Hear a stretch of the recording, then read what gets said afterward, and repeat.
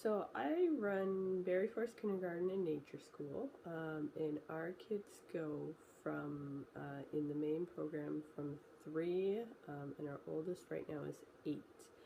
And a lot of the time, one of the questions that I get is, how do you work with kids of different ages? I get this both from people in the field who either work for traditional daycare or just prefer working with one age group and they're looking at expanding. I also get it from homeschooling parents who obviously most of the time have kids of different ages and they're not sure how to work with them. So there's two reasons that I can think of off the top of my head, and both come from a sort of teacher-directed or curriculum-directed sort of place. And the first one is, how do you deal with kids of all ages because of the toys?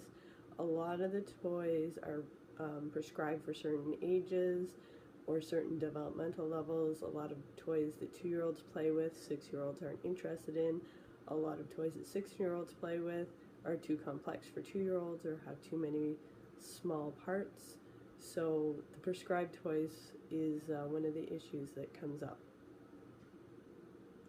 The other issue that comes up is around direction with the kids. When you have older and younger kids mixing, you tend to have the older kids taking on somewhat of a leadership role. If you have kids all of the same age, they tend to basically listen to the teacher and listen to the person who's older than them. So when you're having kids of different ages, they're listening to people who are older than them, but they might not necessarily be the teacher. And it is somewhat hard for teachers to manage when they're having to kind of deal with kids listening to different people within the classroom or within the house. So when you're looking at a child-directed classroom, one of the big things with child-directed classrooms is loose parts, using lots of loose parts so the kids can use what they need, transfer materials, etc., etc.